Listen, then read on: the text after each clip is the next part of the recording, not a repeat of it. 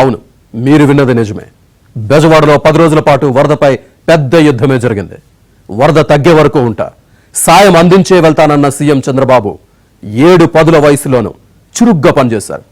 Car convoy లేకుండానే వరద ప్రాంతాల్లో పర్యటించి ఎప్పటికప్పుడు సహాయక చర్యలను ముమ్మరం చేశారు. ఫలితంగా బెజవాడను బురద వదిలింది. వరుణ ప్రకోపంతో విలువల్లాడిన విజయవాడ సాధారణ పరిస్థితికి వచ్చింది. మరిప్పుడు నగరం ఎలా ఉంది? చంద్రబాబు తీసుకున్న నిర్ణయాలు ఏంటి?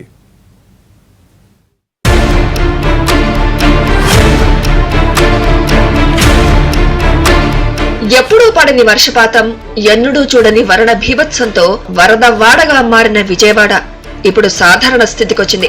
మొన్నటి వరకు కనపడని రోడ్లు, భవనాలు ఇప్పుడు శుభ్రంగా మెరుస్తున్నాయి. మోటార్ సైకిళ్లు రయ్యమంటూ రోడ్లపై తిరుగుతున్నాయి. ప్రజలు సైతం ఎలాంటి భయం లేకుండా బయటకొచ్చే పరిస్థితులొచ్చాయి. ప్రభుత్వ ఉద్యోగులు, పారిశుద్ధ్య కార్మికులు, స్వచ్ఛంద సేవకులు ఇలా ఎందరో 10 రోజుల పాటు సమయం చూసుకోకుండా పనిచేశారు. బెజవాడను యథాస్థితికి తెచ్చేందుకు 3 షిఫ్టుల్లో కష్టపడ్డారు. ఫలితంగా బెజవాడ ఊపిరి పీల్చుకుంటోంది. సీఎం చంద్రబాబు నాయుడు సైతం వరదపై అలుపెరగని పోరాటం చేశారు. 10 రోజుల పాటు విజయవాడ కలెక్టరేట్లోనే బస చేశారు. ప్రతిరోజు వరద ప్రాంతాల్లో పర్యటించారు. ప్రజలతో మమేకమయ్యారు. వారిలో భరోసా నింపారు.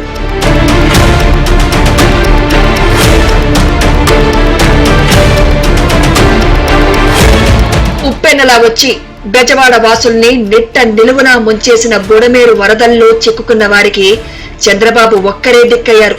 10 రోజుల పాటు నిర్విరామంగా విశ్రాంతి లేకుండా సీఎం చంద్రబాబు పనిచేశారు.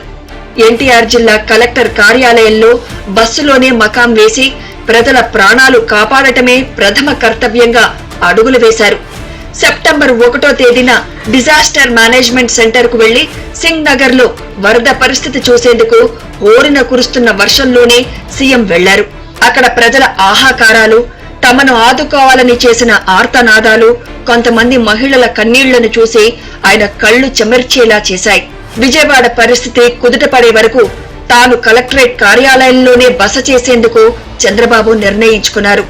రిలీఫ్ అంటే ఇచ్చే భోజనాలు, డబ్బులు మాత్రమే కాకుండా ఇంకెన్ని విధాలుగా ప్రజలకి కన్వీనియన్స్ ఇవ్వచ్చు, వాళ్ళు పడ్డ కష్టం నుంచి కొంచెమైనా మనం ఆదుకునే విధంగా సహాయం చేయొచ్చు అనే విధంగా మాతో కార్యాచరణ చేపిస్తున్నారు ముఖ్యమంత్రి గారు.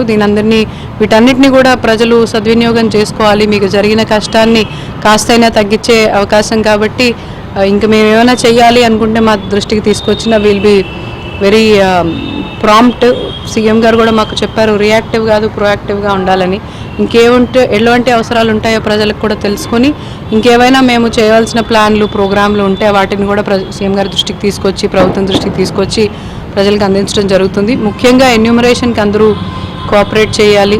సింగ్ నగర్ నుంచి వచ్చిన వెంటనే ఆయన నేరుగా కలెక్టర్ కార్యాలయంలో అధికారులతో అత్యవసర భేటీ అయి వరద విపత్తుపై సమీక్ష జరిపారు. అక్కడే బస్సును రప్పించి బస్సులోనే బస చేశారు. ఇక 2వ తేదీన సాయంత్రం 4 గంటల నుంచి తెల్లవారుజామున 4 గంటల వరకు సింగ్ నగర్, పాయకాపురం, ఇబ్రహీంపట్నం, కృష్ణలంక వంటి ప్రాంతాలను ఆయన స్వయంగా సందర్శించి ముంపు బాధితులకు నేనున్నానంటూ భరోసా ఇచ్చారు.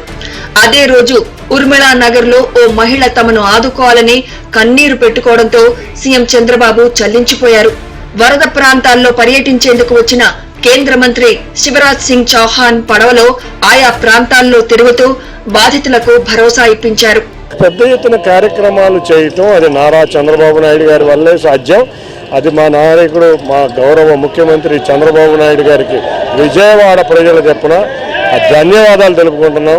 ఎటువంటి ముఖ్యమంత్రి గారు ఉండటం వల్లే విజయవాడ ఇవాళ మళ్ళీ రికవర్ అయ్యింది. సార్, మీలాంటి వారు ప్రజల్లో నిజంగా వాళ్ళ ప్రజలు ఎక్కడికి వెళ్ళినా దేవుడిలాగా కొలుస్తున్నారు. మీరు నిజంగా విజయవాడకి ఇచ్చిన ఒక దేవుడు లాంటి, వరం లాంటి వ్యక్తిగా మేము భావిస్తున్నాం. ప్రతిరోజు ఫీల్డ్ విజిట్ కు వెళ్లడమే కాకుండా నడుములోతు నీళ్లున్న Bombay colony, JNNURM colony, YSR colony, Kandrika వంటి ప్రాంతాల్లో డ్రోన్ల ద్వారా ఆహారం ప్యాకెట్లను అందించేలా ఆదేశాలిచ్చారు. ఇక కని విని ఎరగని విలయానికి కారణమైన బుడమేరుకు పడిన గండ్లు పూడ్చివేత పనులను మంత్రులు నిమ్మల, లోకేష్లకు సీఎం చంద్రబాబు అప్పగించడంతో ఈ పనుల్ని మంత్రులు అవిశ్రాంతంగా కృషి చేసి 5 రోజుల్లో గండ్లు పూడ్చివేశారు. వరద పరిస్థితి సాధారణ స్థితికి వచ్చే వరకు కలెక్టర్ కార్యాలయంలోనే బస్సులో బస చేస్తూ పెళ్లి రోజు ఉన్నా, వినాయక చవితి పండుగ వచ్చినా వాటిని కాదని ఆపదలో ఉన్న ప్రజల రక్షణే తనకు ప్రథమ కర్తవ్యంగా సీఎం చంద్రబాబు భావించి చర్యలు తీసుకున్నారు. కొంతమంది ఉన్నతాధికారులు వినాయక చవితికి హాఫ్ డే రిలీఫ్ ఇవ్వాలని సీఎం చంద్రబాబుకు రిక్వెస్ట్ చేసుకున్నప్పటికీ ఆ పండుగను ఇక్కడే చేసుకుందామని, వరద కష్టాలు ప్రజలకు తొలగాలనే సంకల్పం తీసుకుందామంటూ వారిని ఒప్పించారు.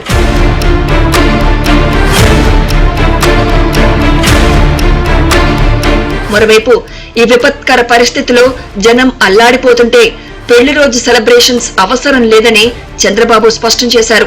సెప్టెంబర్ 10న చంద్రబాబు పెళ్లి రోజు. సతీమణి భువనేశ్వరి రావడంతో ఆమెతో గంటసేపు మాట్లాడి తర్వాత మళ్లీ అధికారులతో వరద బాధితుల రక్షణపై సమీక్షించారు. మంగళవారం విజయవాడ నగరంలో పర్యటించి వరద నీరు పోయిందని స్వయంగా తెలుసుకొని బుడమేరు గండ్ల వద్దకు వెళ్లి స్వయంగా పరిశీలించారు. కలెక్టర్ సృజనతో పాటు ఇతర అధికారులతో వరద ప్రభావం, బాధితుల రక్షణపై ప్రతిరోజు సమీక్ష నిర్వహిస్తానని చంద్రబాబు స్పష్టం చేశారు. ఆయన చెప్పినట్టుగానే బుధవారం కూడా సెక్రటేరియట్ లో ఛాంబర్ మంత్రులు, ఇతర అధికారులతో సమీక్షించారు.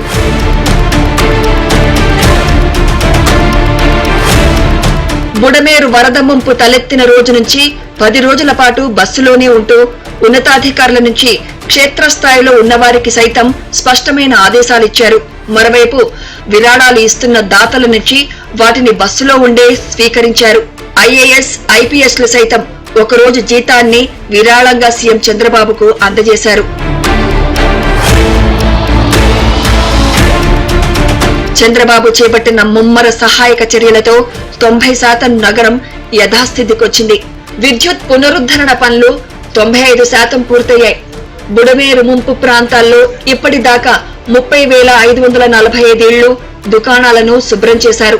66 వార్డు సచివాలయాల పరిధిలో పారిశుధ్య నిర్వహణ 100% పూర్తవగా ముంపు ప్రాంతాల్లోని 90% ప్రధాన రహదారుల్ని పునరుద్ధరించి వినియోగంలోకి తెచ్చారు.